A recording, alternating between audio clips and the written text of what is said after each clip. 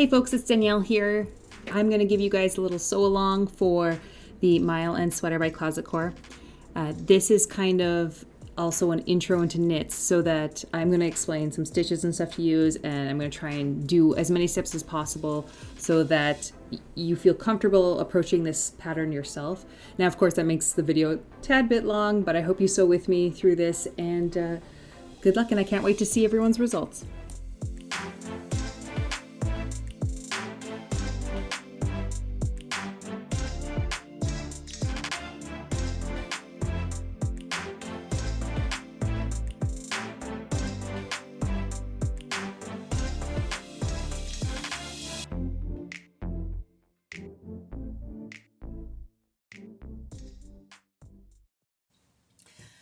Alright folks, let's get right into sewing knits. So there's going to be a few stitches that are going to be your best friends for sewing knits.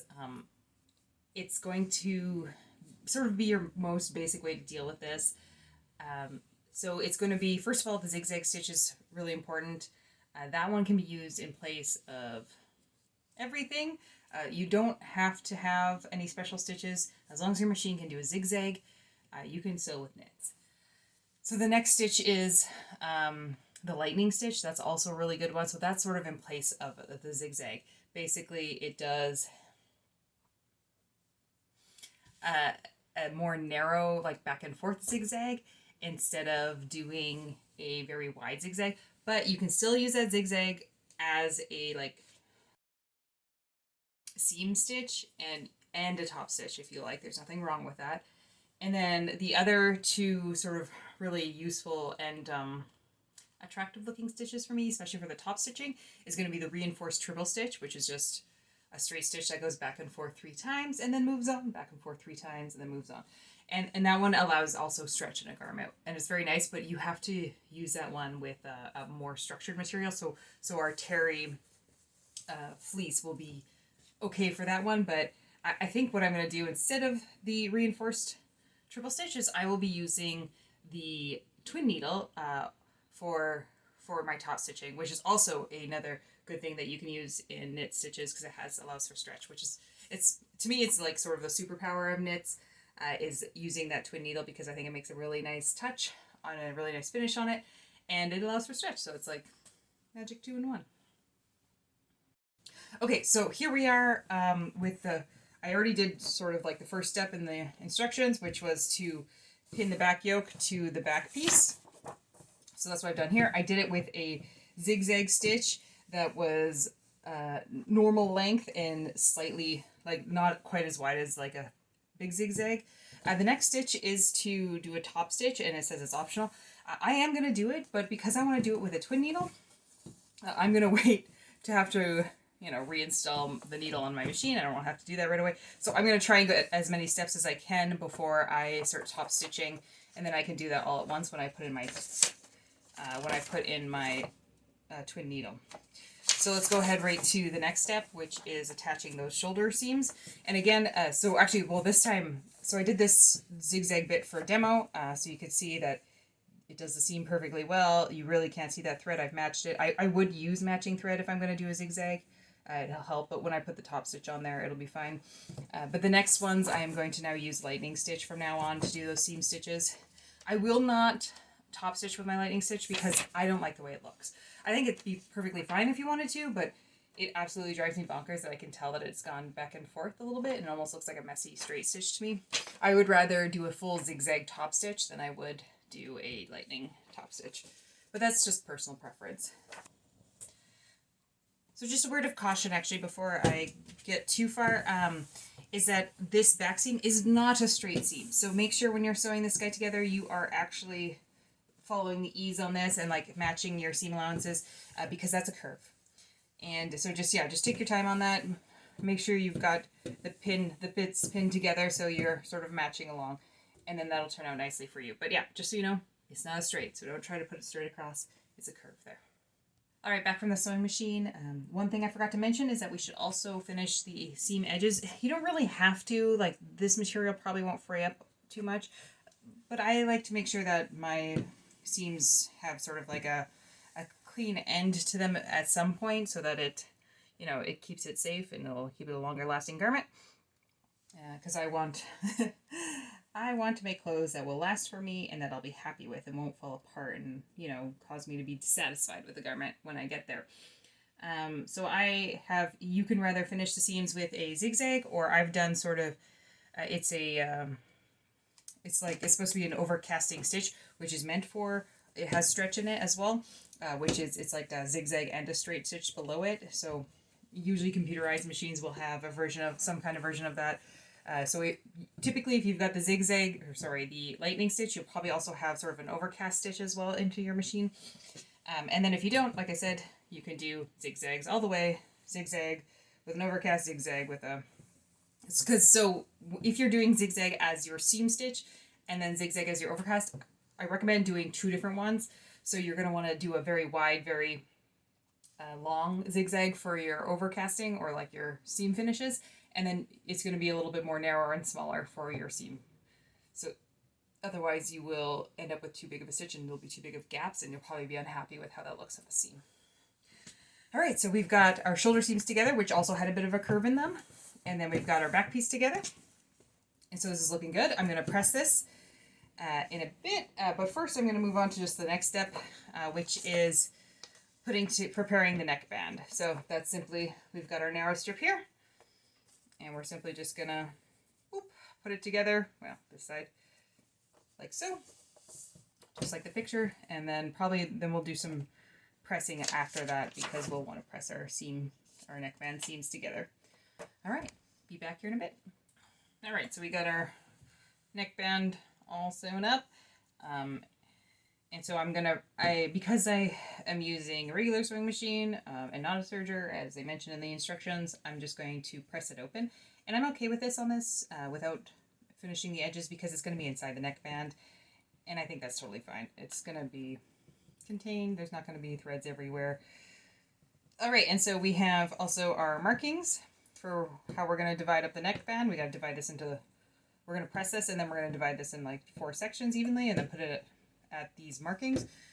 The markings which I may or may not have added off video and not while I cut the fabric.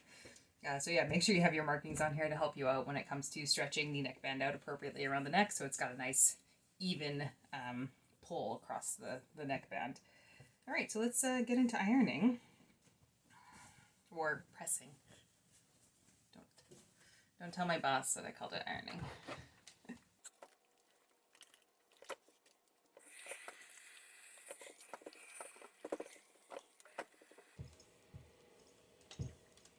So on knits, because they can stretch, you really don't want to pull.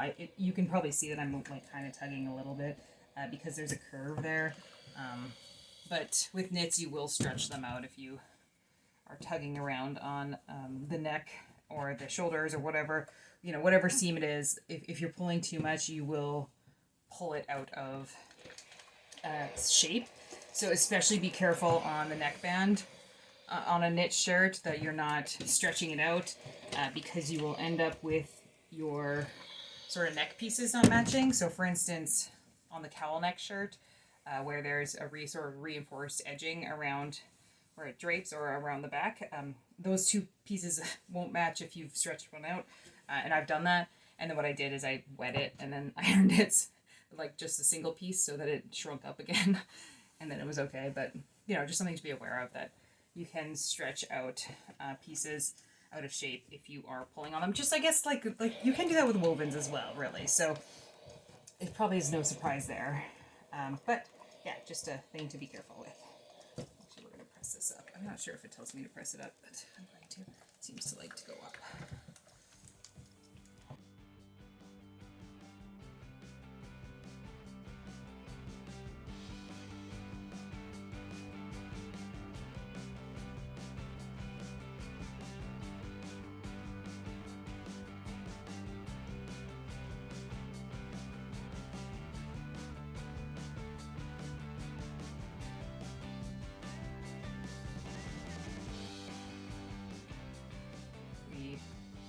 In half to mark those 2. So we've got the seam at one end and then the front will be at the other end. So I'm just going to go ahead and mark where that's at. And I'm going to use Wonder clips and not pins, because that's what I prefer.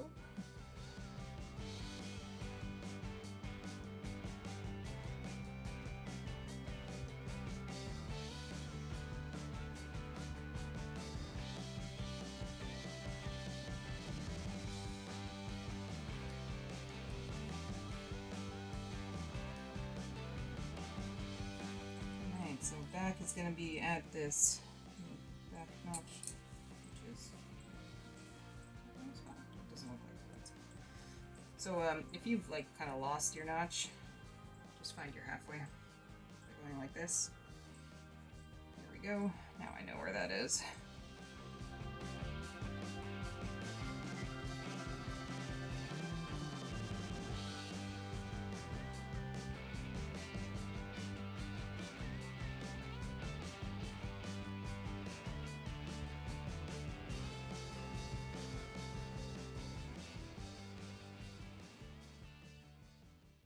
Okay, and now I'm going to go ahead and stitch this baby on. Alright, so I just wanted to do a bit of a recording on me putting on the collar, because there's a stretch that happens on the collar. And the stretch is only on this part, so the top, so the actual collar part. You don't stretch the neckline of the shirt, you stretch the collar so that it meets to the neckline. So you stretch it just as far as it goes to pull this slightly taut, but not to stretch the actual shirt, okay? And so, so I've got it sort of pinned around in my 4 spots. You can add more pins if you need to like make this comfortable. But here, let's just get this started, because you always sort of want to put in a couple stitches. Oopsie. Get that back stitch going, and so you don't want to yank on your machine either, but you want to sort of pull. Oops. So yeah, I'm going to sort of pull this taut, and just enough so that's meeting the 2 lengths. And so yeah, kind of this material doesn't stretch a ton, so it's much easier to do on, and it's much more apparent to do on very stretchy material, because it'll retract as well. So this kind of feels like it just stretches it out, but it does pull, like go back into place a little bit. But yeah, we do this all the way around the edge, just pulling enough just to make this taut.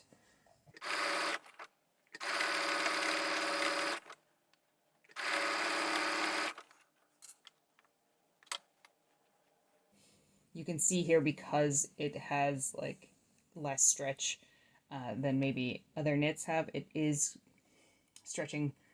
It's quite a bit of pull on this fabric, but that's okay. It'll help it fit around the neck better when it's sort of has to shrink in like this.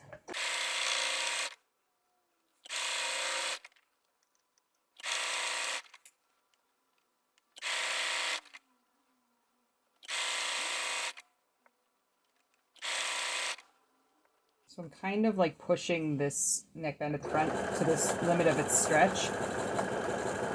It typically on collars like this around knit shirts, they stretch it more in the front than they do at the back, because the more you stretch it, the better it'll go around a curve. So I'm hoping that I can make up for this excessive stretching in the back.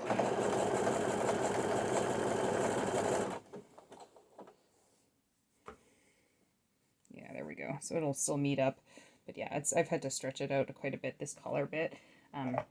If you're worried about that, feel free to do the collar piece in a stretchier knit, like a rib knit, and that'll turn out really, really nice as well.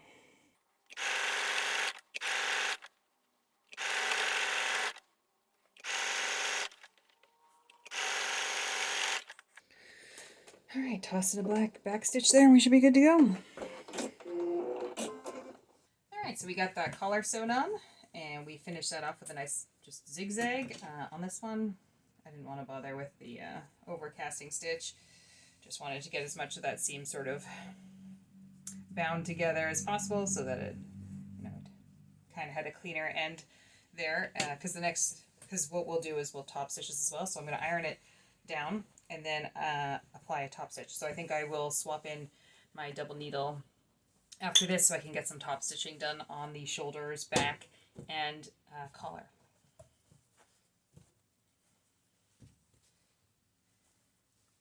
And so even though I did quite a bit of stretching as I was sewing it, as you saw, it will still retract in. So notice how it is coming around this nice curve. I might... It's doing okay, but if I needed to, I could always also trim this excess here if I found that it was puckering the fabric. But it's doing okay. It's got a bit of pull in some places, but I think it'll be perfectly fine. We'll put a top stitch in there and it'll lay nice and flat. We'll iron it and then top stitch it. And I think it'll turn out really nice. So here we go.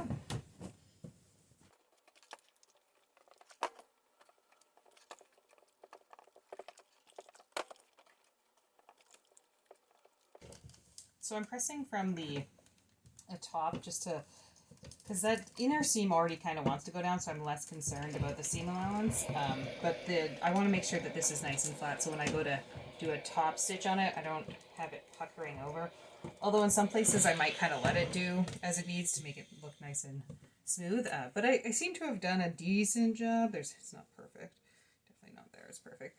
At the top of the neck, you can see I've kind of like overdrawn my seam allowance on this side, and it's a little bit more narrow, but I'm going to assume no one's going to see that because we're not looking for perfection. We're looking for something we're happy with. So I could even like allow this to press here.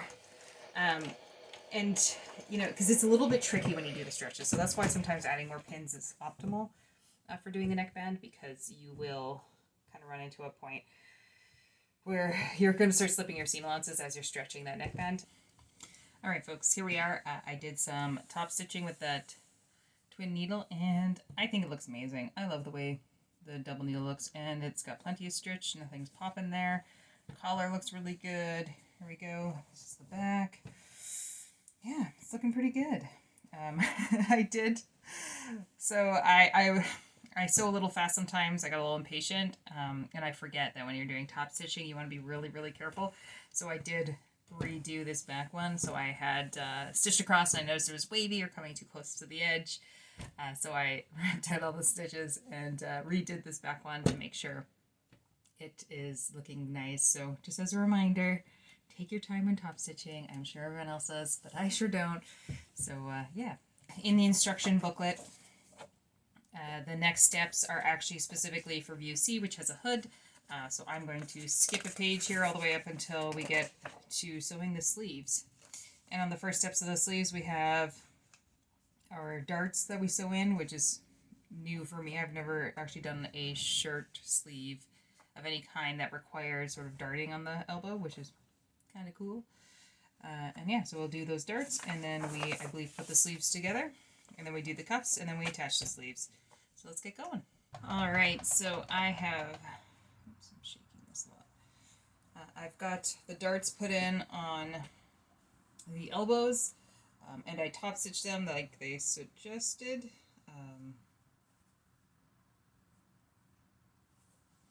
I'm not sure I'm in love with the top stitching. It'd probably be less intrusive if I had used thread that matched exactly, but I feel like it's probably close enough, and it kind of adds an interesting detail. I'm not super in love with it, but maybe it'll be exciting by the time I'm done. But the reason why I chose to do it, even though I knew maybe I wouldn't be super excited about it, was because I think if I was wearing this sweater, I'd be less excited about a flap here on my elbow. So I guess I chose, one over the other, like a little bit of top stitching on a dart on whatever part of the arm this is, or do I want something rubbing on my skin that's slapping back and forth, which I think would be annoying. So here we are. So the next step now will be to mate it up with its partner on the arm. So we've got the other side of the arm, whichever front or back this is. I didn't actually pay attention. And the two curved edges are going together. So I will sew to here, and then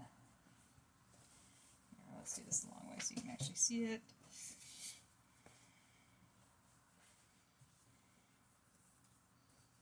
So curved side to curved side. Now, so there is a slight curve in there.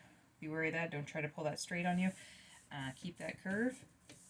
And then they also suggest to do a top stitching the same way as you do on the shoulder. So if I was smart, I would have sewn all this together and then did my top stitching on the shoulder and bits, and then done this so I didn't have to switch my needle again.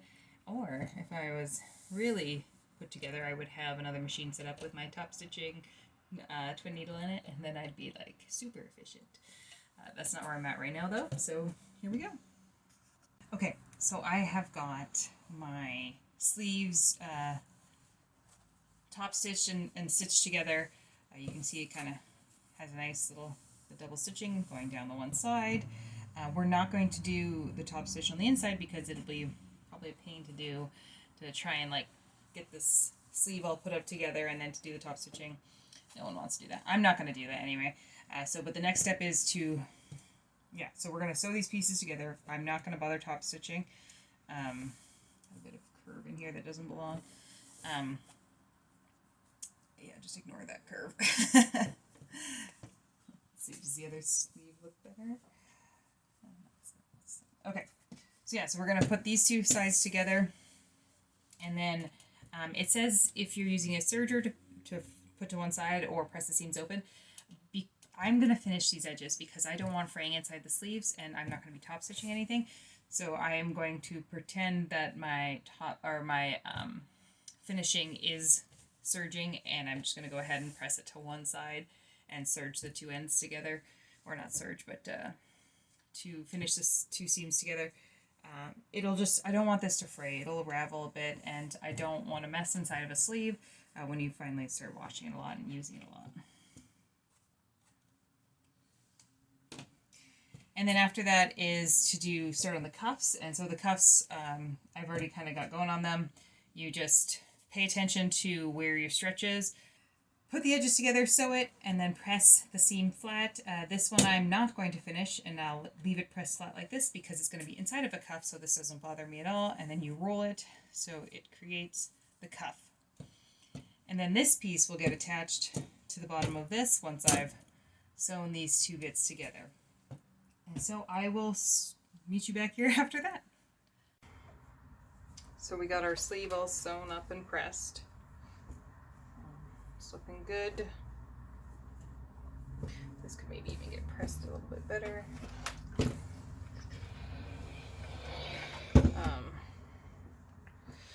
So the next is to put the cuff on. So we want to meet the two edges to sew these two together. So I just take my cuff here. I'm going to find this seam line because that's going to match this seam line.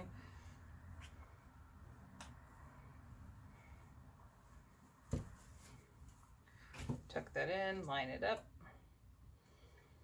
And so if your material has a bit more stretch than this material, you'll be able to just stretch the cuff around to meet the length, just like we did the collar, to meet the length of this fabric. This guy's a little bit stiff, so I'm a little bit worried I'll have trouble with that.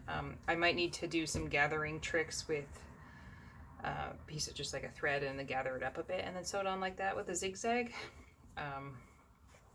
But we'll see. It's pretty snug even to fit on my sewing machine arm, so maybe it'll stretch out on there and it'll work itself out.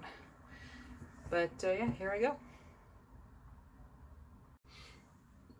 Alright, so attaching that cuff was a little bit more exciting than I prefer, but I got it done, and here we are.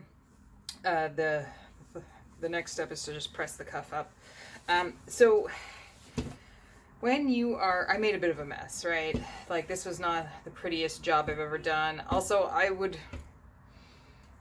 in an ideal world, I might top stitch this. I'm undecided about doing that just yet. We press it up. So what happened is that it's very, very tight on my machine, so which is why I probably won't top stitch it. So I kind of barely even got that edge stitching on there, or like, sorry, the I just barely got the seam secured here, and then so I clipped it off as well because there was quite a bit of hangover. It's a bit of a mess. So I would recommend using a ribbing for your cuffs if you're using material that's a little bit stiff like this terry. So anything, or choose an alternative fabric that just has more stretch than the fabric you're using. So yeah, this terry had very little stretch in it. So yeah, rather get some ribbing or get a fabric that matches, a complement that is more stretchy. Now that said, like, it did turn out fine. Like, so I have some pleating basically is what happened, and I am just going with it. I'm just going to be happy with it. And it's fine. It'll look fine. It'll fit perfectly fine. It's just that it was really hard to do on my sewing machine, and so it makes me feel like I'm less happy with the turnout because I had to fight so hard to get it there. But otherwise, you know, it looks fine. It'll be perfectly fine on the outside, and I'll just not do a top stitch there. And so just like, you know, every other sweater in the world, there'll probably be a seam in there. But now I just know it's there, of course. But yeah, so, but otherwise it turned out good. But yeah, it was a bit of a battle. So next we're going to finish up the bodice part. And so what happens is that these pieces come forward to finish up the front. And they create sort of a decorative seam that kind of goes towards the front, and it'll match down with the hem at the bottom in the end. So this is why this piece looks funky, and this is how it gets completed. Instead of the side seam being right at the side, it's sort of in a forwards area in like kind of a decorative fashion. So we'll turn this out like this, and these two seams will meet.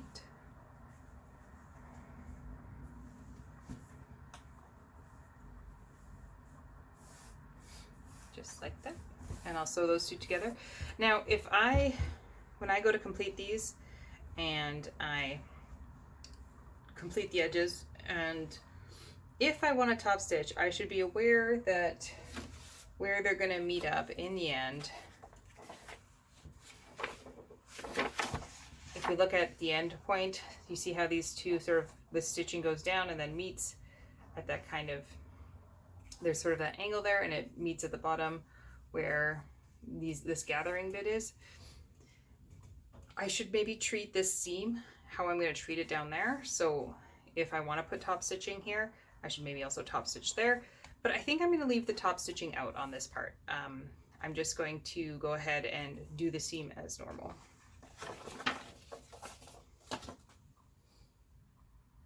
All right. So we are on the dreaded arms part. Is that just me? Am I the only one that hates putting in sleeves? Yeah, so it's pretty straight up like most arms. We have, it looks like, not to match the bottom seam together, looks like you want to match the top seams and then match the notches, of course. But the thing that really matters is it's going to be this top seam to this top seam. So that's what we're going to care about, is matching these two guys. So yeah, so that's going to be the thing to watch out for. Yeah, I guess let's get at it. All right, so we got our wonderful seam done here with the sleeve. So now I'm just going to press this towards the sleeve because that's what it tells me to do.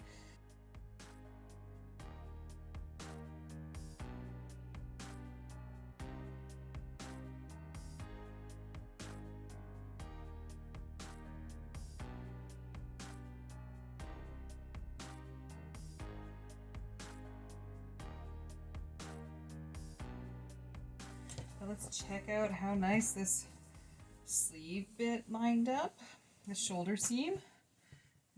Not bad. That one's not as good. This one's much better. This one lined up really nice. So that looks nice. Top sleeve here. All right, we're making progress. We are almost done.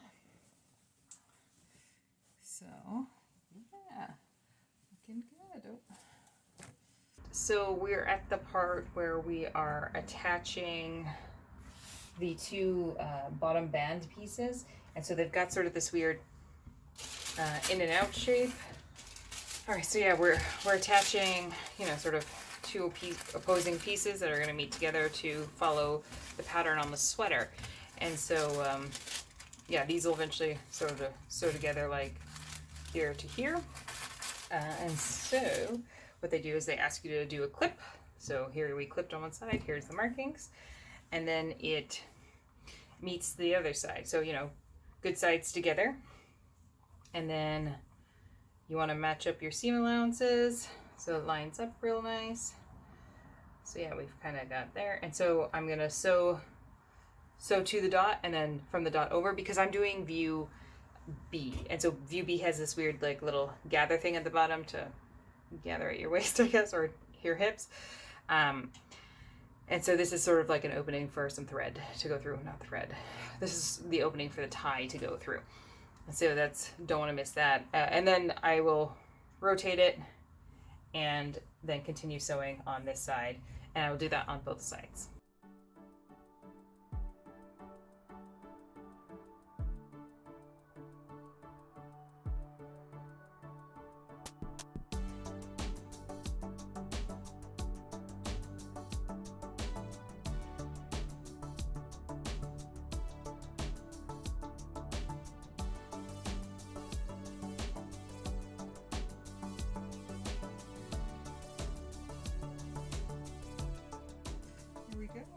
So we've got, you know, sleeves on, we've got, yeah, so all we've got left is this bottom hem here. So I say hem, but it's not a hem. We're going to put on this part. So we've got, this matches up with these lines, theoretically, accurately. Yeah, that looks like it's gonna match. Excellent, good. So we can, you guys can probably, it's a little bit hard to see, but it's right here. The seam line lines up exactly. Nope, not that side actually. I should pay attention. It's this side. So on this one, because it has the little, the pull through area, gotta make sure that that's the side that lines up. Yeah, okay, awesome. Let's get that sewn on. Before we attach this band to the bottom of the sweater, we do need to apply a top stitch to the inside line here. And that'll keep the seam allowances in place, specifically for where this hole is. So let's get that done first. All right, so we are on the final steps. I had this bit of fabric that I did. This is going to be my tie, so I used a complementary fabric, and it's actually a woven fabric because I felt like a tie would be better as a woven, so it wasn't stretching. And so now all that's left is to thread that into the bottom of the sweater here, and then we're done. Thank goodness, and hooray! So great work to anyone who followed along here with me and managed to get through it to the end.